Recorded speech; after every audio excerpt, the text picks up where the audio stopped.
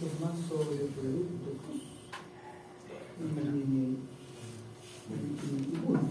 Y después Profesor, mañana el test, la parte B del certamen mañana. Sí. Solamente Lo que hicimos la última vez, ¿no? Solo vectores, es un mismo programa, ¿no? Sí, es fácil, no ha cambiado. Ah, bueno. Es lo que recordamos y se respeta lo que recordamos. Vale. Ya, vamos con ese. Con ese. Dos vectores. Es un ejercicio matemático nomás, no hay mucho más. Dos vectores. Hasta aquí no hay ninguna física de eso. Dos vectores. Vector A es 2x más 3y más una vez z unitario. 2x unitario más 3y unitario más una vez z unitario. El vector B, 3x unitario más 3y unitario más 2z unitario. Y se pide su producto escalar. Lo escribí con dedito mejor. Es igual a 2x unitario menos 3y unitario más una vez z unitario. Eso es el vector A. El vector B es 3x unitario más 3y unitario más 2 veces z unitario.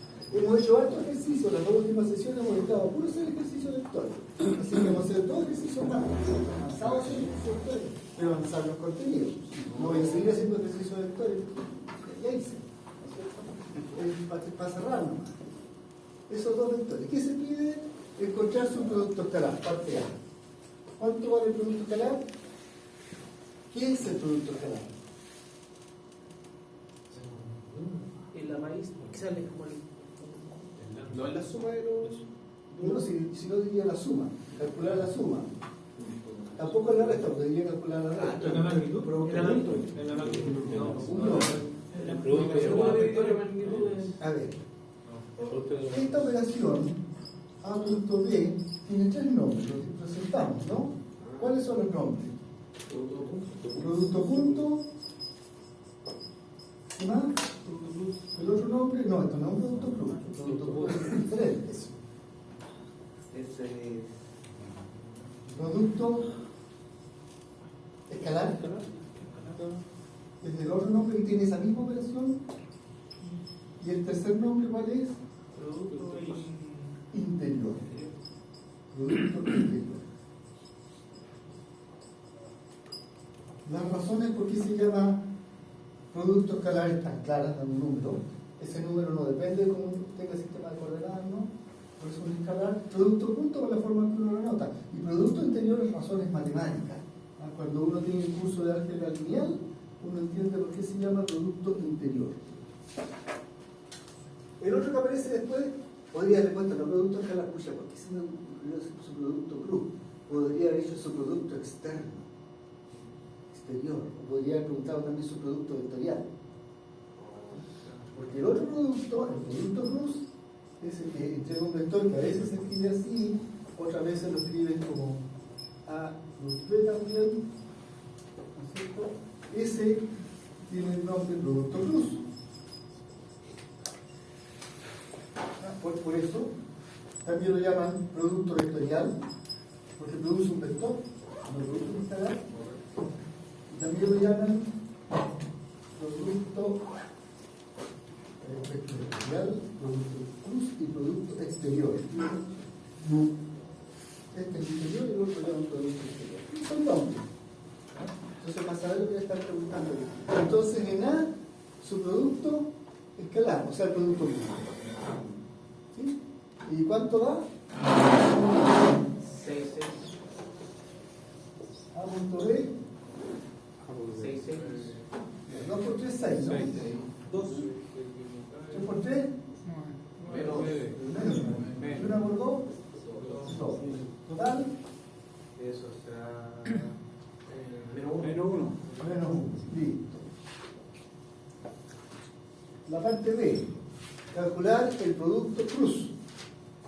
¿Cómo calculábamos producto cruz? ¿Se hace una tabla? Con matrices. Con matrices. Con matrices, por ejemplo, ¿no es cierto? Como si fuera el determinante de una matriz. Entonces esa era A cruz B, lo voy a escribir primero como matriz. El determinante de esta matriz. Una matriz que tiene en la primera fila los vectores unitarios. No se olviden de que hay unos signos alternados que se ponen aquí. Más menos más. Después, las componentes del vector A, o sea, A sub X, A sub Y y A sub Z, y a continuación, en la tercera fila, las componentes del vector B. O sea, este va primero, ese va después. Este va primero, ese va después. Entonces también se va. Así que con eso podemos calcular el producto cruz para esos dos vectores. Eso es más corto que multiplicar término por término. O sea, cuando dice multiplicar término por término, si me sé la fórmula, No. Si no, el método para resolver el ejercicio. esto es una manera de no saberse de memoria esta fórmula. Esa fórmula A plus B igual X unitario por A sub I por B sub Z menos A sub Z por B sub I más I unitario por A sub Z B sub I menos A sub I B sub Z más Z unitario. ¿Sí? Ustedes no quieren hacer eso que estoy haciendo yo ahora de memoria, ¿no es cierto? No.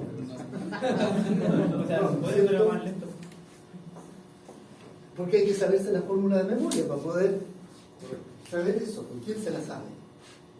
Pero todos saben calcular determinantes de una matriz.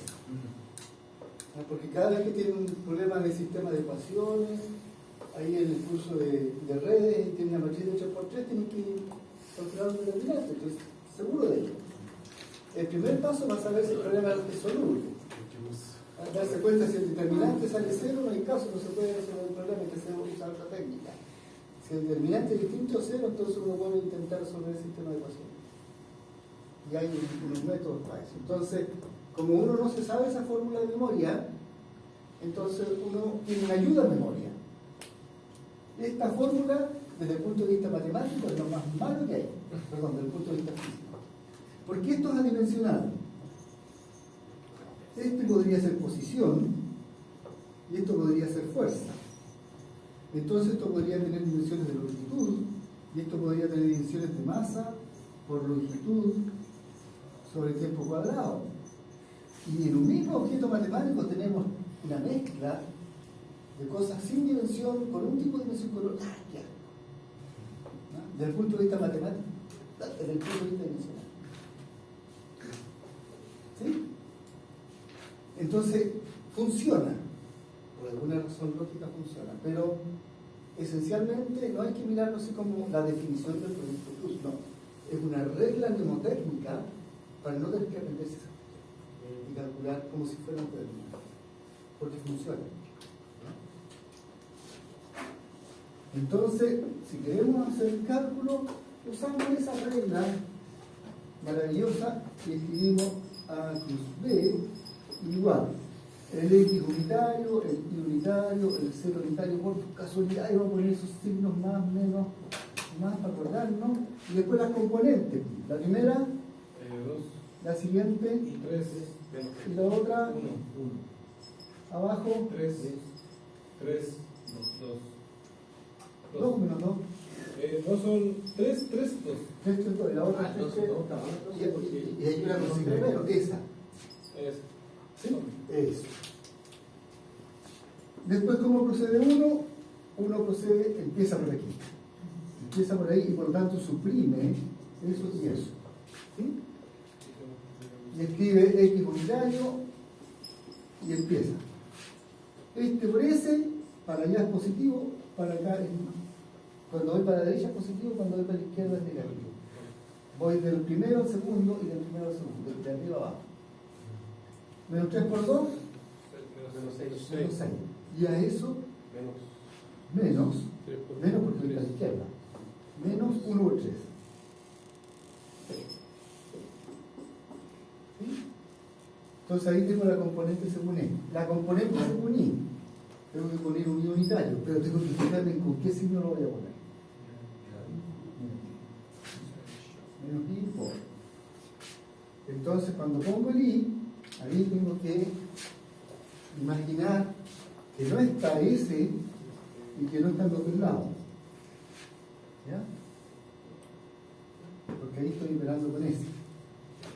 Entonces, si no está S y no están los del lado, tiene que ser 2 por 2. ¿No es cierto? Que es 4. Y ahora voy a hacer a la izquierda el 1 por el 3. 3. Y ahí tengo la componente según I. Ya a continuación me faltan colores. Escucha, tengo un verdecito. Pero tengo un negro. A continuación opero con Z unidad. Más Z unidad. Y entra con signo más. Entonces ahora imagino que no está eso y que no está este otro. Entonces lo que está es eso. Z unidad. Entonces 2 por 3, 6. Menos 3 por 3. Para allá es más, para acá es menos. 2 por 3, 6. Menos 3 por 3. Entonces 2 por 3, 6. Menos 3 por 3.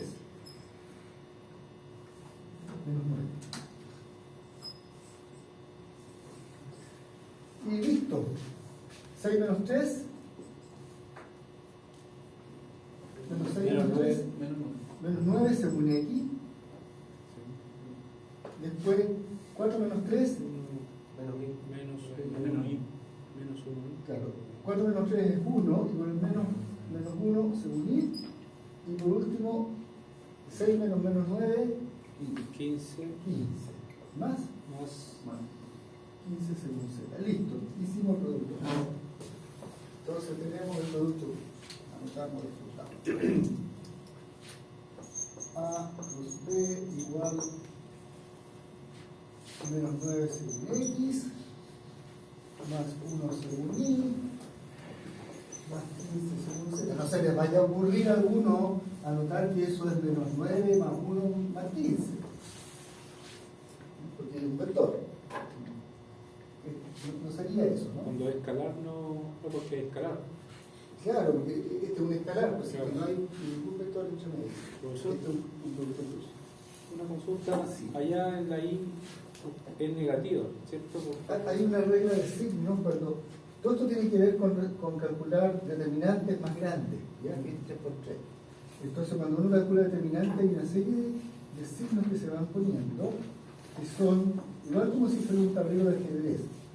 Más, menos, más, menos, más, menos, más, menos, más. ¿Ya?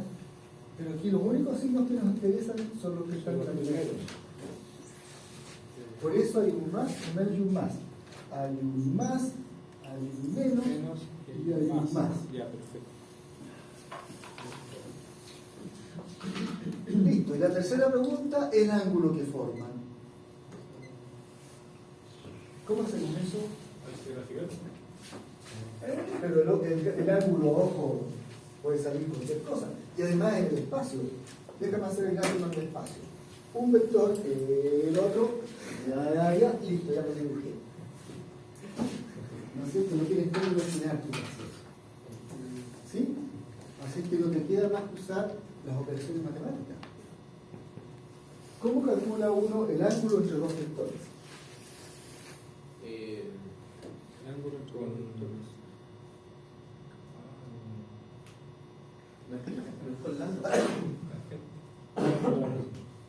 El ángulo entre dos vectores. Tengo un vector y tengo otro vector.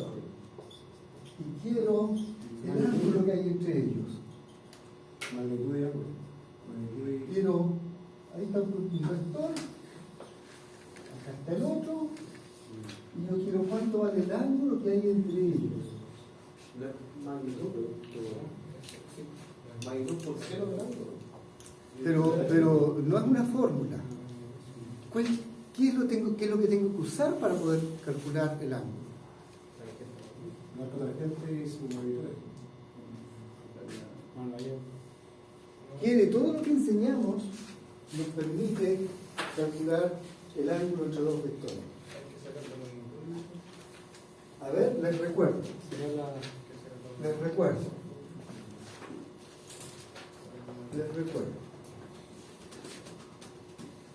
Oye, borrar los vectores. Eso es todo. Les recuerdo. Hay una relación que dice que A punto B es lo mismo que A punto B. Que A punto B se puede escribir como A sub X por B sub X más A sub Y por B sub Y más A sub Z por B sub Z, pero que también A punto B se puede escribir como norma de A por norma de B por coseno del ángulo que hay entre ellos. ¿Sí? Hay otra relación que dice que A cruz B es igual a A por B. ¿Ya? Y en realidad nos interesa la norma. ¿No? O puede ser sin la norma, no importa, pero es la norma. ¿No? Dice que la norma del producto cruz, por un lado, es la norma del determinante que acabamos de poner. ¿Sí? Es unitario, seccionario, A sub X, A sub Y, A sub Z. Ustedes ya saben, calcular lo que hicimos recién, ¿no es cierto? Pero que también la norma es lo mismo que el tamaño del primer vector por el tamaño del segundo vector por el tamaño del seno del ángulo que hay entre ellos. También vimos eso. ¿Sí? Aquí tienen un vector. Después de calcular un vector, le calculan la norma. ¿Sí? Y si tienen la norma de A y la norma de B, pueden sacar el seno del ángulo. ¿Sí? Acá se hacen el producto punto y tienen el número, le calculan la norma de A, la norma de B, tienen ese número, tienen ese, y pueden calcular el seno del ángulo, ¿no? Y eso es el resultado general que vale para cualquier vector. Parta del mismo punto o parta de otro lado. ¿Sí? ¿Cuál van a elegir? La determinante, porque ya la tenemos. Puede ser esa o puede ser esta. Por ejemplo, uno de sus compañeros dijo, creo que le escuché la segunda porque ya la tenemos. ¿O fue la primera? Sí, la segunda. La segunda. Porque este vector ya lo tenemos, ¿no? Sí. Bueno, hagamos un cálculo con la segunda, después lo hacemos con la primera. Con la segunda, es a ese vector que está aquí, a este, ¿no es cierto?, calcularle su norma. Entonces lo voy a anotar aquí clarito. ¿Norma de quién? De menos 9 según X, menos 1 según Y, más 15 según C unitario. La norma de eso. ¿No es cierto? Esa es una forma para hacer el lado izquierdo. Esa norma, incluso aquí aparece que está dividiendo, la raíz del componente al cuadrado, ¿no? Sí. O sea, 12,04. ya, 9 por 9 ya, más menos 1 al cuadrado, más 15 al cuadrado, y le sacan raíz, y de ahí anotamos el número. ¿Cuánto da? 12,04. 12,04. ¿Sí? ¿Eso? Ya, fantástico. Me da 17,52. Ya, tenemos otra cosa. 17.52. ¿Cuánto más vale la norma del producto cruz? ¿Quién da más? ¿Quién da más? ¿Quién da menos? A ver si coincidimos. Si ya hay dos que tienen el mismo número, podemos empezar a confiar. 17,52. 17.52, ya vamos ganando. 17.52. ¿Quién quiere 17.52? Parece que es 17.52. Yo me equivoqué. 17.52. La norma del producto cruz. ¿Cierto? Y esto Hay que anotar los vectores. ¿Cuántos eran los vectores? Allá están. El vector era 2 según X menos 3 según Y más 1 según Z. Norma de A igual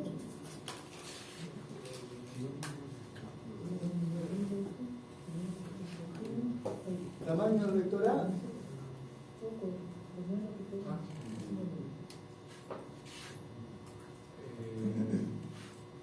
3.74. ¿Estás seguro? No. Raíz de 2 al cuadrado más menos 3 al cuadrado más 1 al cuadrado igual. ¿Cuánto? 3.74. A ver si otro más saca el número para que hagamos la competencia esa. A ver quién le ayuda. Mientras tanto voy a anotar el vector B acá. B vale. 3,74. Mira, B, 3,74. 3, 3,74. 4. Falta la norma del otro. 3x más 3 según Y más 2 según Z unitario. ¿Cuánto sería la norma de B? 4.69. Oh, pero déjame dar la operación por si acaso. 2 al cuadrado, más menos 3 al cuadrado, más 1 al cuadrado. ¿Cuánto es eso? No. La norma de B es 3 al cuadrado más 3 al cuadrado más 2 al cuadrado. Ah, 3 al cuadrado, gracias. 3 al cuadrado más 3 al cuadrado más 2 al cuadrado. Muchas gracias. 4.58 dice una de las personas. 4,69. 4.69 dicen 2 personas. Dicen 3 personas. Parece que es 469, por lo menos estadísticamente. ¿Sí? Ah, yo me equivoqué. Ya. Uno me reconoció su error. Listo, entonces este número es 3.74, ese otro número es 4.69 y el 0 no tengo idea. Pero habrá que calcularlo. Pero ese tiene que ser lo mismo que este otro. Porque dice que el lado izquierdo es lo mismo que el lado derecho.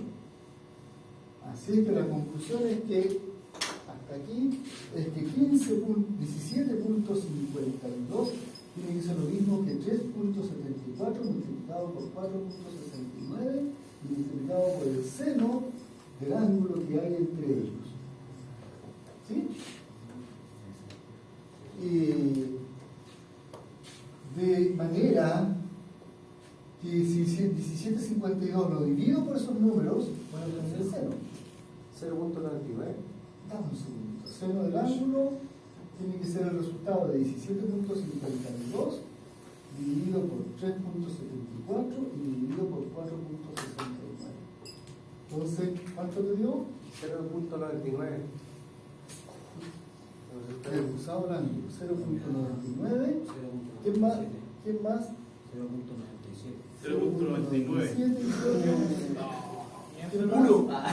Oye, ¿por qué no dan con dos cifras significativas y aquí tiene 3? 99,88. Ah, ya con 4.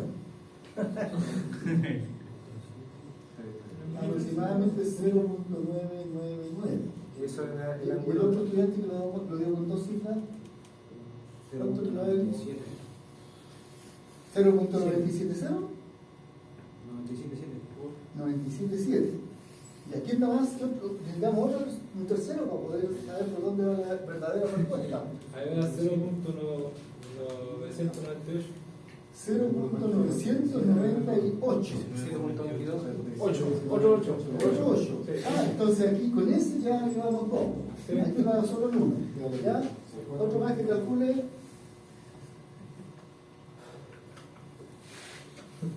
Si no se mete bien el dedito, entonces uno se equivoca. Si pone pocas cifras, si pone 3.7 y 4.7 también se equivoca, porque aquí hay 3 cifras y aquí hay 4. Por lo menos el resultado hay que expresarlo con 3 cifras. Un tercero tiene más, ¿estás seguro? 0.9988. Ya, hay 3 personas contra 1. Así que yo me quedo con esa cifra. ¿Sí? Ya, 0.9998. Luego, déjeme borrar acá.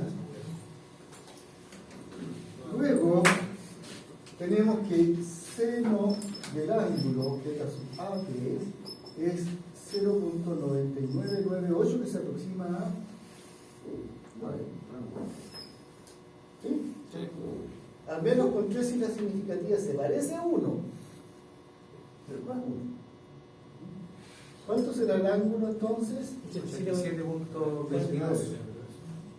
Al seno de 0.999, que ustedes dicen que eso da 87.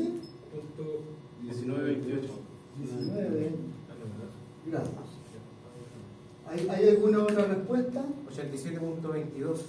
87.22 grados. 87.43. Ese me da. 87.43. 46. Sin darse 8. Ya. Calcúlenlo así. A ver si todos convertimos. 1928. ¿Ah? 87, 19, 28. Con 4 cifras. ¿Sí? La respuesta tiene que estar con 4 cifras. 19, ¿A todos le 28. da 19? ¿Convergieron? Sí. Convergieron en una solución. ¿No es cierto? Con 4 cifras ya podemos distinguir. Hemos derrotado la Eso. Eso. ¿Sí? No es 90 grados. Así que si hubieran redondeado esto a 1, es que distinto 87 a 90 grados. Hay 3 grados de diferencia. 3 grados en 100 metros. Uy. ¿Cuántos metros son 3 grados en 100 metros? ¿Cómo se lo paga eso? 3 grados en 1 metro es poquito, pero en 100 metros puede ser que el edificio se abra, se crucen las paredes o que quede justito, dependiendo de la precisión. ¿Para un francotirador? ¿Ah? ¿Para un francotirador? ¿Para un francotirador? Claro. Ya. Varios vienen de la marina, así que saben más de eso que mi papá sabía también que era. Fue su tirador de tiro blanco en Valparaíso. Fue vicecampeón. Su hermano, de los 3 hermanos, un hermano que estudiaba con él en ese lugar, era campeón. Fue campeón varios años. Y una vez yo descubrí eso porque en unas cosas de mi papá encontré las castillas de tiro. Y le empecé a preguntar, es que yo había sido tirador, que si yo contó el cuento. Y ahí yo entendí por qué le decían escopeta piso. Porque él salía con 100 cartuchos y traía más de 100 años antes. Ahora yo no haría eso y tampoco. Se arrepintió de cómo hasta los últimos años de vida. Claro, esperaba que pasara todo el tolacho para botar más dura con el mismo tiro. Y eso, la torta es difícil. Entonces, claro, pero ahora no es lo mismo tiro al vuelo que tiro fijo. Es distinto, así que tuve que aprender la técnica de nuevo. Y ya te contó cómo lo hice.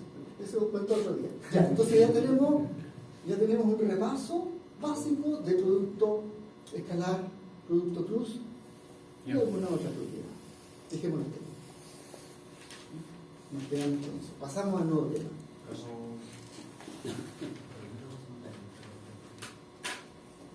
Entonces, ¿cuál va a ser nuestro nuevo tema? Los cambios. La ley de los cambios. Vamos a hacer un poquito de cháchara inicial para entender qué es lo que estamos aprendiendo y vamos a hablar del cambio de las cosas. Las leyes del cambio. Todas estas cosas que llaman la gente ecuaciones diferenciales, son leyes para calcular el cambio de las cosas.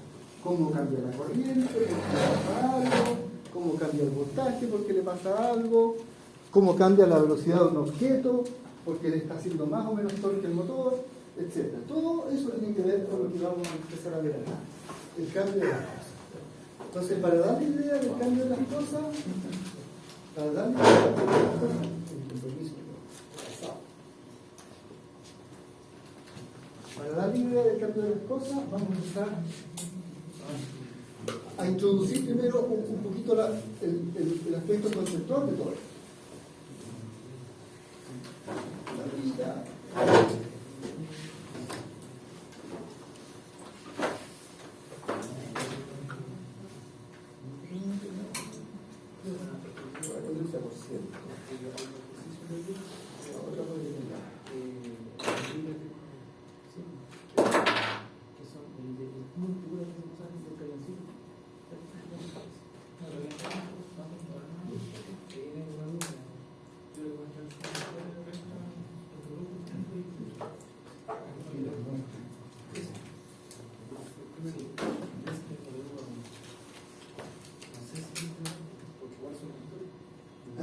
Ay, vamos a encender. ¿O qué quiere encender?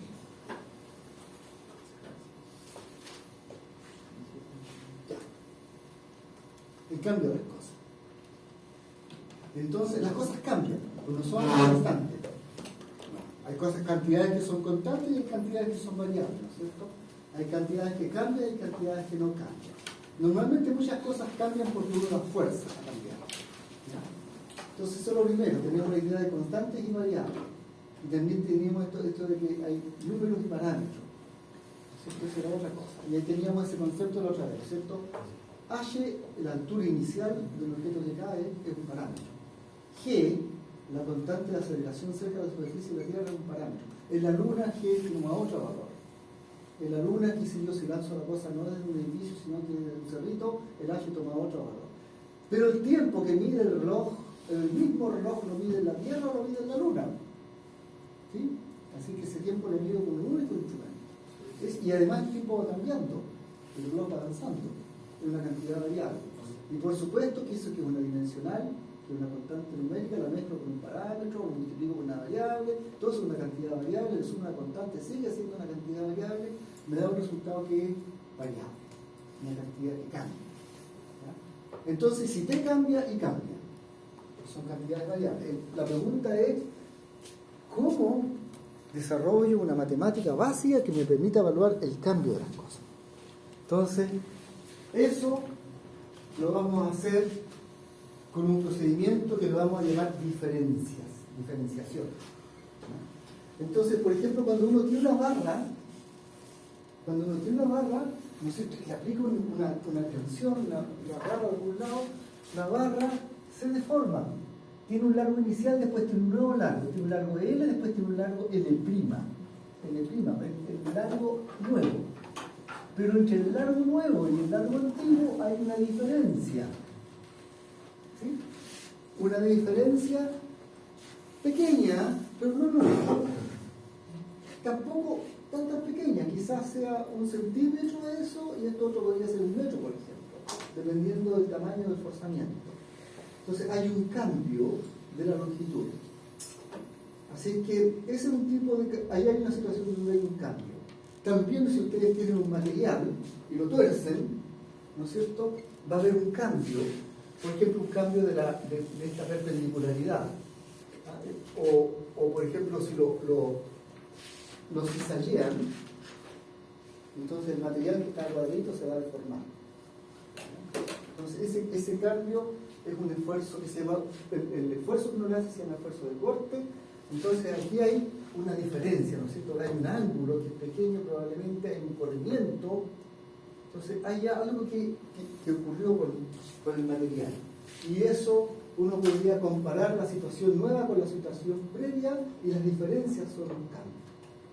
Después, cuando uno tiene, por ejemplo, una barra cilíndrica, si uno la tuerce, ¿no es cierto?, entonces también hay un cambio, porque esa línea que está allí se mueve para allá, se mueve en un pequeño ángulo, de tal manera que una región que está aquí va a dar, por la torsión, ¿no es cierto?, una región que está ahí va a dar a otro lugar.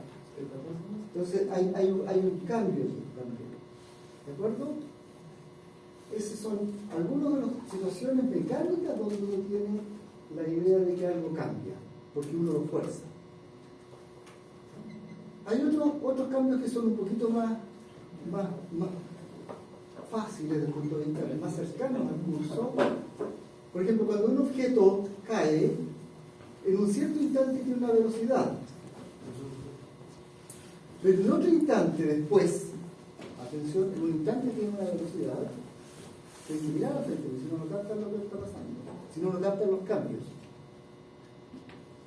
El otro instante está más abajo, se ha corrido algo y tiene una velocidad más grande. El vector B' es más grande que el otro es más chiquitito. Entonces, si comparo el tamaño del anterior con el tamaño del nuevo, tengo una diferencia. ¿Sí? Tengo un cambio de velocidad. Fíjense que estoy usando el delta B, significa cambio ahí, y también lo usé acá, delta E. Cambio de longitud, cambio de velocidad. ¿Sí? Y por supuesto hubo un cambio de posición, porque esto estaba, respecto de ese punto que está arriba, estaba a una cierta distancia X, y ahora tiene un X', porque tiene una nueva posición. Y la diferencia entre la nueva distancia a ese vértice es el cambio de longitud que ocurrió en su recorrido. ¿Sí? Este punto se movió en un delta S, y eso generó un delta D. Eso, el símbolo griego se lee delta. Es como triangulito. Ahora, esos cambios podrían ser cambios grandes, porque podrían pasar varios segundos, yo mido de nuevo y tengo un tremendo cambio. Pero también tengo la idea de tener un pequeño cambio. Lo que uno llama un cambio infinitesimal. Un cambio tan pequeño, o sea, transcurre tan poquito tiempo, pero lo suficientemente chico como para que yo detecte que es un cambio de posición pequeño. Si me lo imagino que pasó una décima de segundo, puedo suponer, por ejemplo, o ver que se movió 1 centímetro. Pero si ahora transcurrió una centésima de segundo, a lo mejor se movió 1/10 de centímetro. Ahora si transcurrió una milésima de segundo, quizás ahora fue 1 milímetro nomás lo que se movió. Perdón, 1/10 de milímetro. Y si ahora transcurrió una millonésima de segundo, quizás qué fracción millonésima daba de longitud, ¿no? Y siempre puedo imaginar un cambio más pequeño de tiempo y a eso un cambio más pequeño de longitud. Entonces, en la situación límite, uno dice, imaginemos que existe una cantidad que es tan pequeña como yo pueda imaginar, pero nunca es nula, porque siempre es un cambio. ¿Ya? Entonces, a esas cantidades no las vamos a anotar con delta. A esas cantidades las vamos a anotar con una letra que vamos a reservar para cambio. Entonces, delta de una propiedad, por ejemplo, como longitud, es un cambio finito. D es un cambio infinitesimal, tan pequeño como yo puedo imaginar, tan pequeño como puede imaginar, pero no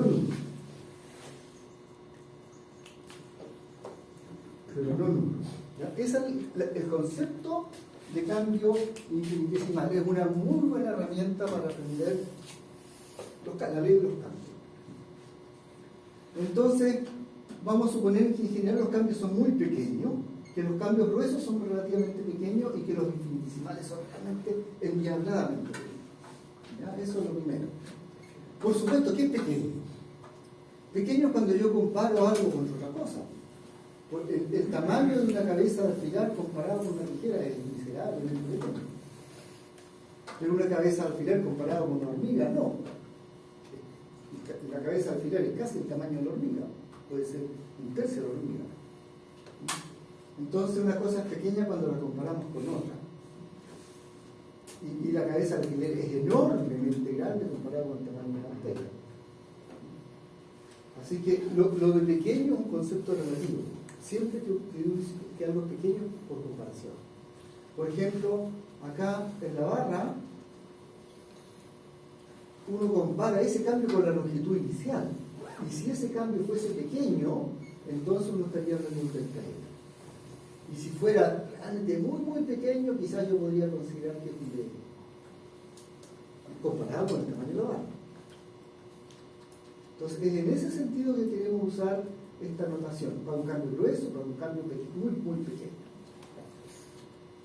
Entonces, pero en general, lo que ocurre, ¿no es cierto?, es que en principio la barra cambia de longitud a una nueva longitud. Entonces, a la longitud nueva la vamos a llamar L', a la vieja la vamos a llamar L.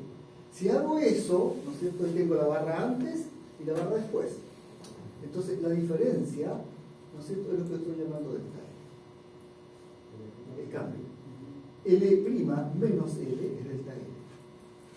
Ahí yo voy a anotar yo, no puedo hacerlo, que delta L es L' menos. ¿Cierto? Eso yo menos. Así es que si L es 1,50 m y el cambio es pequeñito, por ejemplo 3 centímetros, ahí tengo, va a ser 1,50, 1,53, entonces delta L o delta L, aquí ya no importa mucho porque no note, es 0,5. ¿De acuerdo? Debería borrarle el delta L. Ya. Entonces la definición del cambio es valor nuevo menos valor viejo. Eso. De esa manera yo calculo un cambio grueso. Un nuevo valor, un viejo valor recto, ese es el cambio. A veces las cosas crecen. Entonces el valor nuevo es más grande que el valor viejo y por lo tanto esta diferencia es positiva. A veces las cosas disminuyen de tamaño.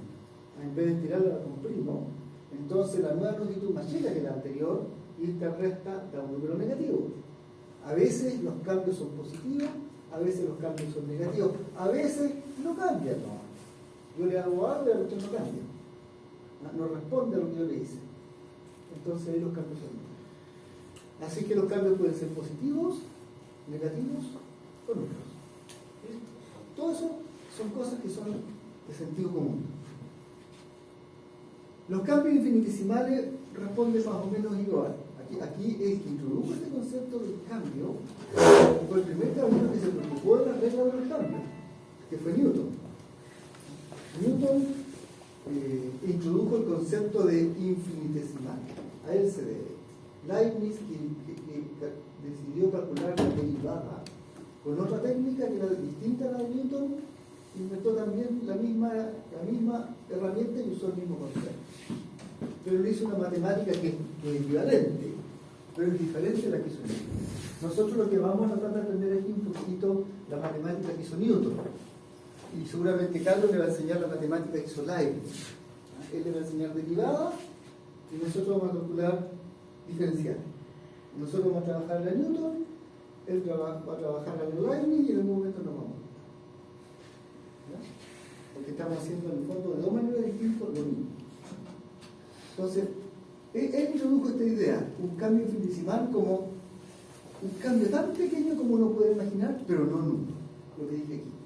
Un cambio tan pequeño como puede imaginar, pero no nulo.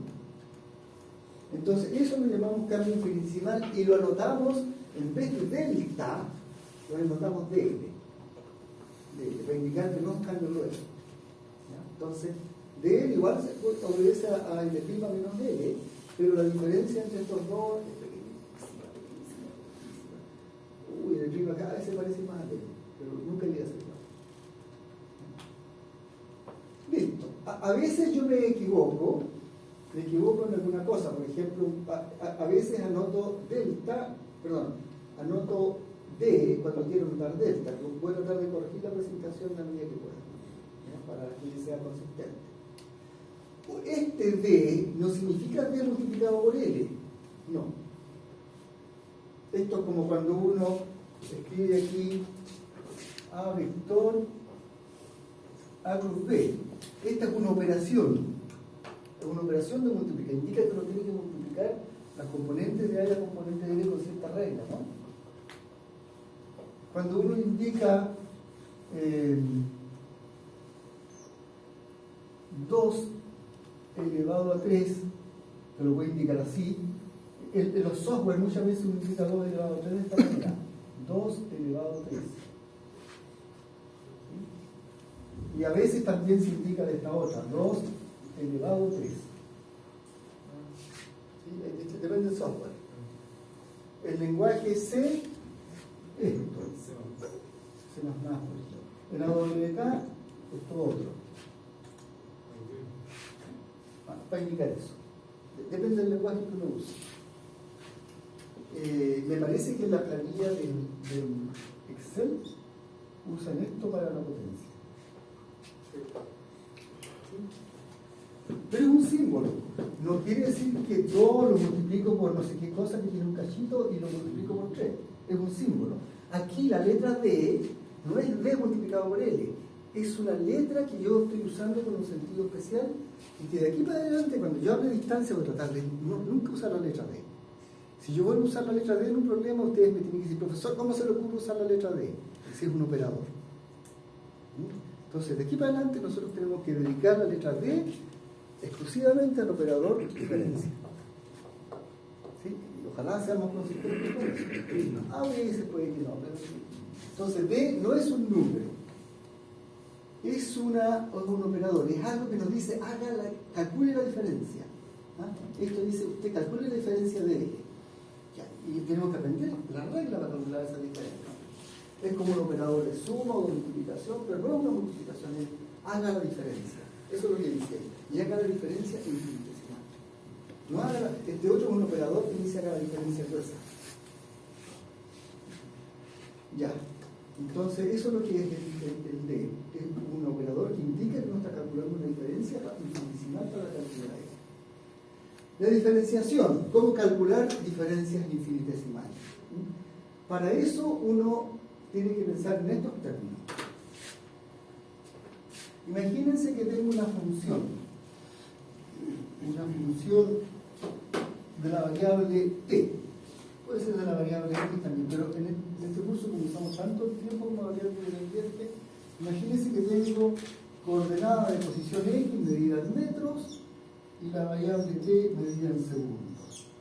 Y que el movimiento del objeto es tal que hace algo raro. Entonces, en un cierto instante, yo tengo un valor de x. Pero en otro instante posterior, ligeramente alejado del otro, voy a tener esa diferencia de t chiquitita, ¿no es cierto? Voy a tener un valor x' diferente. ¿Sí? Esto será x, esto será x', y x' es lo mismo que x, pero más cambio. Le vamos a ir, marquemos el cambio con rojo. Hay un dx. Se fija entonces de tal manera que la nueva longitud x' es x más dx. ¿Sí? Si paso un instante de tiempo a otro instante de tiempo, entonces paso de una altura a otra altura, de una coordenada a otra coordenada. Pero si esto es cercano, el otro también es cercano. ¿De acuerdo? Estoy suponiendo que estoy en una curva suave. Entonces, ¿qué es lo que quiere hacer uno? Bueno, se supone que esto es una fórmula. X es una cierta fórmula de la variable t. Por ejemplo, esa fórmula podría ser, qué sé yo, x por 3 menos x, eso parece, multiplicado por 1 más x. Ahí ya aparece una función cúbica como esa. Podría ser una fórmula, perdón, t, es una función del tiempo, no de la coordenada. Por 3 multiplicado por 1 más t. Eso podría corresponder a esta curva. También podría ser que esa fórmula de ahí fuese que si un pedacito de una función seno de t multiplicado por una constante de t, por ejemplo, y multiplicado por t más 1. Podría ser que también puede corresponder a esa otra. ¿Sí? Entonces la cosa ahora es cómo, dado una fórmula, la que sea, yo calculo de x. ¿Cómo obtengo a partir de la fórmula de x? Una expresión para el cambio de esa fórmula. Eso es lo que queremos hacer. Si aprendemos eso, vamos a saber derivar. Y también, indirectamente, vamos a saber integrar. Dos operaciones importantes de la ingeniería: derivar e integrar. Derivar es calcular cambios, de alguna manera, o comparar cambios. Más bien, derivar es comparar cambios, diferenciar es calcular cambios, derivar es comparar cambios, e integrar es el opuesto de diferenciar. Entonces, si uno aprende a diferenciar, automáticamente uno aprende el opuesto. Y si uno aprende a diferenciar, también va a saber derivar. Pero sigamos, porque para allá queremos ir. Entonces, ¿qué es lo que hace uno? Vuelvo a la figura. Uno tiene una fórmula, ¿no es cierto? Tiene, por ejemplo, x igual a una función de tiempo. Entonces, ahí está x, aquí está el tiempo, aquí está la cosa que está cambiando, la fórmula del tiempo para expresar eso. Uno tiene un x aquí, acá tiene el valor que le corresponde, f de t. Eso sería el x. Acá tiene un nuevo, perdón, esto es t. Acá tiene un nuevo valor t más de t, y acá tiene la imagen de eso que es f evaluado en t más de t. Con rojito esto aquí, t más de t, su valor es la función evaluada en t más de t. ¿Por qué ya no es primo, profesor? ¿Ah? ¿Por qué ya no es x primo? ¿X prima? ¿Cuál es X prima? Como lo tenía el otro gráfico. ¿El x primo? Claro, el f de la función de t. Porque el nuevo valor de x. Entonces, igual El viejo valor es ese, el nuevo valor es este otro. ¿Sí? Solo que, ¿cómo calculo ese? Porque tiene una fórmula. ¿Sí? Por ejemplo,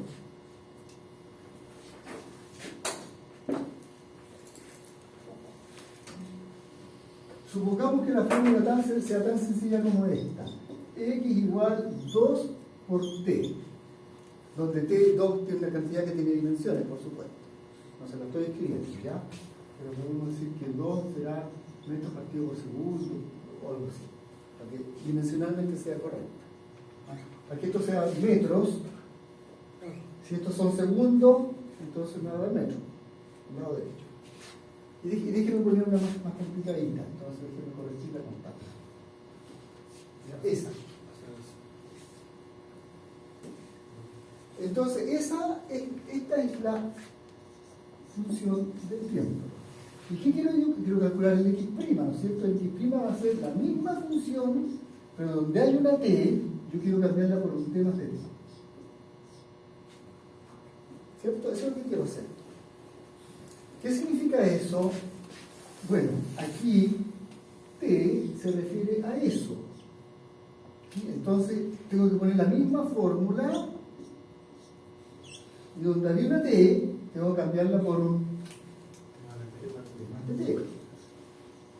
¿Están de acuerdo? Entonces pongo aquí un t más de t. Si yo quiero calcular dx, lo que estoy mostrando es la operación que uno hace como definición. Después vamos a ver una regla para calcular esto rápido, sin tener que hacer todo lo que voy a hacer ahora. ¿Ya? Esto que voy a hacer ahora es transiente, es para explicar qué estamos haciendo. No es como va uno a calcular, vamos a calcular de otra manera, vamos a calcular de una manera más práctica. Entonces, el de x sería tomar el nuevo valor y restarle el viejo valor. O sea, tomar esa fórmula y restarle la fórmula anterior, ¿cierto? Es decir, tomar toda esta expresión, 2 por t más de t al cuadrado, y restarle la otra, menos 2t cuadrado, y ver qué resulta. ¿Ya? Y lo que va a resultar aquí va a ser, si no me equivoco, 4t por dt más algo que no sé qué es lo que es, multiplicando de t cuadrado. Me apuesto que va a ser así. Eso es lo que va a resultar. Cuando uno haga este cálculo, le va a salir 4t multiplicando el cambio de tiempo más un extra, que no sé cuánto es aquí lo que hay que poner, porque lo calculé mentalmente tan rápido como calculé el primer término, y ese factor numérico o función que hay aquí va a multiplicar al dt al cuadrado. Y no va a haber términos con dt cubo para esta fórmula. ¿Sí? Ya. Pero ahora yo quiero hacerle una observación, que igual la voy a destacar en la presentación. Si dt es chico,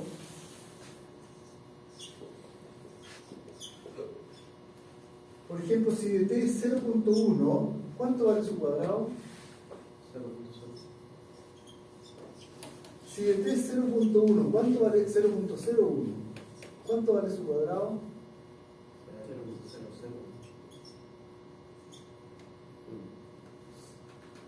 ¿Seguro? 0,1.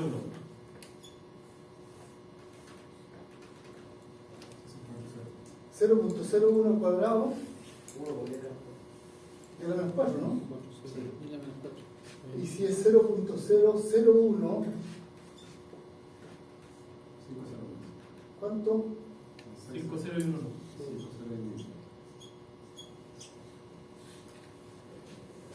¿Qué va más rápido a 0? Fíjense. 0.0001. ¿Aquí cuánto tenemos?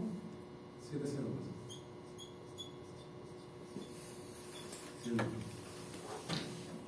Se fijan que el cuadrado va muy rápido a 0. ¿Sí? Se acerca muy rápido a 0. Cada vez más pequeño. Pero el otro no tanto. Este es un 10 a la menos 1, es un 10 a la menos 2, es un 10 a la menos 3, es un 10 a la menos 4, este es un 10 a la menos 2, este es un 10 a la menos 4, este es un 10 a la menos 6, aquí ya estamos en un millonésimo, aquí estamos en 10 a la menos 8, 10 millonésimos, 10 millonésimos comparado con un milésimo. Yo creo que son miserablemente pequeños, ¿sí o no? ¿Me siguen? Entonces, en esta fórmula que está aquí, ¿sí?, en que no hay términos de t cubo, estos términos proporcionales a dt cuadrado son miserablemente pequeños, tan chiquititos que yo puedo sacarlo. Porque todo término proporcional a dt cuadrado va a ir muy rápido, 0 va a ir más rápido que los términos que van con dt. Estos van de potencia en potencia, estos van al cuadrado de la potencia. Si aquí tengo un número tan pequeño como 1 millonésimo, 10 a la menos 7. ¿Sí? Acá tengo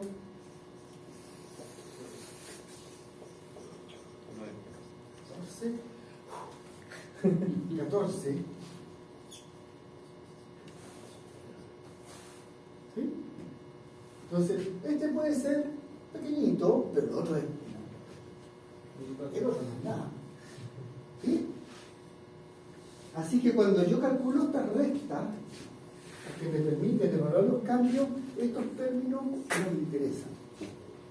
Porque si el cambio es infinitesimalmente pequeño, tan pequeño como pueda usted imaginar, los términos de t cuadrado desaparecen. Pero solo quedan los proporcionales a dt. ¿Me siguen? Eso va a significar que cada vez que uno haga esta operación, es el cambio de la función. El cambio de la función, el cambio de x. Eso f de t más de t menos f de t me va a dar una fórmula, déjenme que manda f mayúscula, me va a dar una fórmula del tiempo multiplicada por dt. Y el resto es mugre despreciable, que en el límite de tan pequeño como puede imaginar, desaparece. ¿Lo siguen? Entonces, fíjense aquí lo que ocurrió. El cambio de posición es proporcional al cambio de tiempo.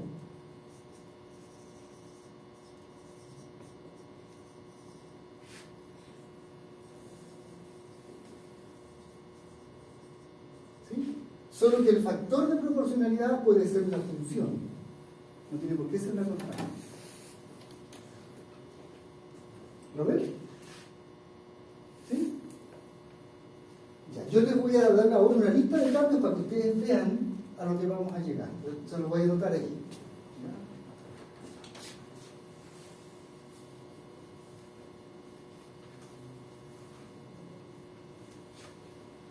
Para que vean a dónde vamos. Si la función es ser t al cuadrado, entonces el cambio de x, que es lo mismo que el cambio de t cuadrado, es 2t por dt. Si la función es t cubo, entonces el cambio de x, que es el cambio de t cubo, es 3t cuadrado por dt. Si la función es t a la cuarta, el cambio de s de x, que es el cambio de t a la cuarta, es 4t cubo por dt. Si la función es 1 partido por t, el cambio de esa función, que es el cambio de 1 partido por t, es menos 1 partido por t cuadrado por dt. Si la función es 1 partido... Esto parece como un show en el que yo me estoy excediendo, pero no importa, lo que quiero es que me quede claro que siempre hay un dt. Que si aquí tengo un cambio, al otro lado tengo que tener un cambio. Si yo dijera, oh, el cambio de x, profesor, es menos 1t cuadrado, está malo. Este es infinitesimal, este no es infinitesimal. Algo chico no puede ser igual a algo grande.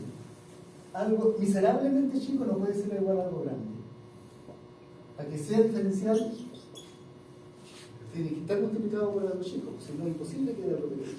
Por eso la derivada siempre va con d de x. No hablemos de la derivada porque estoy enseñando diferencial. Después hablamos de ella. ¿Ya? Entonces, para esta, por ejemplo, podemos anotar de nuevo. Para esta de acá, el diferencial de 1 sobre t cuadrado va a dar menos 2 sobre t cubo de t. Y así, si el x es el seno de t, entonces el diferencial de x, que es el diferencial del seno de t, ese es coseno de t por dt. Si x es el coseno de t, su cambio, que es el cambio del coseno de t, ese va a dar menos seno de t por dt. Siempre va a haber un multiplicado por un cambio de la variable. ¿Ya? Si x es la función exponencial, entonces el cambio de la función exponencial va a ser la función exponencial multiplicada por dt. Si la función es el logaritmo natural de la variable, entonces el cambio de la diferencial del logaritmo natural de la variable es 1 partido por t por dt. Todas las fórmulas tienen, estas son funciones, todas estas cosas son las funciones de t. ¿Sí? Y todas tienen la pinta de un f multiplicado por dt. Así que el cambio del f es otra f por dt. Todas tienen esa pinta. ¿Se fijan? Aquí tengo un f de t y acá tengo un de t. ¿Y qué es lo que hice? El cambio de un f. ¿Cuál f? Seno. Acá tengo una f que es el logaritmo y me dio otra cosa por dt. Todas tienen esa pinta. Y entonces, sabiendo eso, uno no se va a olvidar de lo que tiene que llegar.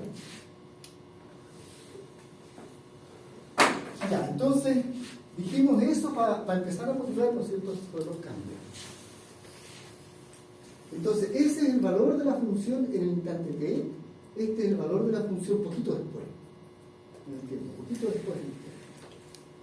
Y por supuesto dt es un pequeño cambio de tiempo, una diferencia muy miserable de tiempo. Ya me salto eso de la definición de... A veces, en los experimentos uno no tiene un cambio infinitesimal, porque no hay nada que pueda medir con 10 a la menos 18 millonésimos de segundo de precisión. Mediré cada un milésimo de segundo con suerte. Entonces, muchas veces en los experimentos uno no tiene un cambio infinitesimal de tiempo, lo que tiene es un cambio grueso, como 0.1 segundo, un centésimo de segundo. Ahora, si estoy comparando cambios en un año, me basta con un día. Un día es una cantidad pequeña comparada con un año. El 365 va aparte, así que puedo escribir que el t puede ser un día, pero que t corresponde a años. Por eso lo pequeño, cuán pequeño comparado con otra cosa. Ya, entonces infinitesimal es una cantidad muy muy pequeña, mientras que el delta no. El delta es como cuando tengo un cambio más grueso. Pero igual va a funcionar. Aquí voy a tomar esa función, esta, la t cuadrado, y la voy a graficar. Todos sabemos el gráfico. Y la voy a graficar para instantes de tiempo entre 0 y 0.5 que están separados en una décima. O sea, 0, 0.1, 0.2, 0.3, 0.4, 0.5 al tiempo. Aquí. Y acá la función, y acá su cambio. Entonces, ahí tengo 0 a 0, creo que hago 0 al cuadrado. Claro, da 0. 0.1, calculo 0.1 al cuadrado, me da 0.01. 0.2, calculo 0.2 al cuadrado, me da 0.04. Ya, calculo 0.3, me da al cuadrado, me da 0.09. 0.4 me da 0.16 y 0.5 me da 0.25. ¿Sí? Ahí tengo la función. Si tomo el nuevo valor y lo resto con el viejo, si hago la resta, voy a obtener aquí el cambio. Voy a hacer la resta del nuevo valor f en el instante siguiente restado con f en el instante anterior. La función evaluada en el instante siguiente restado con la función en el valor anterior. Instante anterior. ¿Qué me da? Si hago la resta me da 0.01. ¿Sí? Después acá, para este otro par, tomo el valor siguiente, lo resto con el valor anterior. Me da 0.03. ¿Sí? Estoy calculando el cambio. Después acá, al valor subsiguiente lo resto con el subanterior. ¿Sí? Me da 0.05 y así sigo y voy anotando y completo mi tabla. Lo que pude hacer. ¿Ya? Y ahora voy a graficar esos valores contra esos instantes de tiempo y esos valores contra esos mismos instantes de tiempo. Ese contra ese, este contra ese. La realidad es que esto debería graficarlo contra un valor intermedio. Este con un valor intermedio, pero no importa. El gráfico igual se ve bien. La segunda columna, esa versus esa, es una parábola, eso lo sabemos. Ese es f de t. Y la otra es la diferencia. Es una recta. Maravilla de maravillas. ¿Sí? Mientras que este es un comportamiento cuadrático, sus cambios no van cuadráticamente, eran lineales. Pues son iguales. De hecho no son iguales, crecen. Van creciendo de la misma manera, ¿no es cierto? Claro. De 0.1 a 0.03 hubo 0.02, de 0.3 a 0.5 hubo 0.02, 0.5, 0.7, van creciendo de la misma manera. ¿Sí? Claro. Para pasar de este punto a este tengo que aumentar eso en una cantidad. Para pasar de este a ese tengo que aumentarlo en la misma cantidad. Para pasar de este al otro tengo que aumentarlo en la misma cantidad. ¿Sí? Por eso son lineales. Mientras que aquí, para pasar de este a este, tengo que aumentarlo en algo. Para pasarlo de este a este, tengo que aumentarlo en más que ese algo. Para pasar de este a este otro, mucho más que el algo anterior. Para pasar de este al otro, mucho más que el algo anterior. Para pasar de este al otro, mucho más que el anterior. ¿Sí o no? Sin embargo, podemos calcular los cambios. Y los cambios se pueden graficar como función de la variable independiente. Entonces, esto que está aquí va a ser el diferencial versus el tiempo y esta es la función versus el tiempo. El diferencial, la diferencia versus el tiempo, y esta es la función. Ok. Esta es una parábola, la otra es una regla. Son funciones diferentes. ¿Qué era eso? ¿Cuánto? ¿Estamos pasando cuántos minutos? 4 minutos. Está bien que lo dejemos aquí, ¿ya? Porque en la próxima sesión vamos a ver cómo opera esto y luego de entender por un par de ejemplos cómo opera, vamos a aprender una regla, 2 reglas para calcular cambios de función. Si aprendemos eso, yo les aseguro que me voy a aprender todas esas. Todas. Incluso las diferenciales del seno, del coseno, de la exponencial y del logaritmo. Y otras más. Todas esas uno las puede calcular con solo 2 reglas. 2 reglas y un truco. Pero Carlos Picarte, cuando le enseñe derivada, les va a enseñar por cada función un truco diferente. ¿Ya? Por cada función un truco distinto. Para la raíz un truco, para la exponencial otro truco, para el seno un truco, para el coseno otro truco. El problema es que uno no se sabe tantos trucos como funciones existen. Nosotros vamos a aprender un solo truco que lo vamos a aprender a aplicar una vez acá en la pizarra, vamos a decir 2 reglas y todas las funciones le vamos a calcular su diferencial, ergo, consecuencia, su derivada.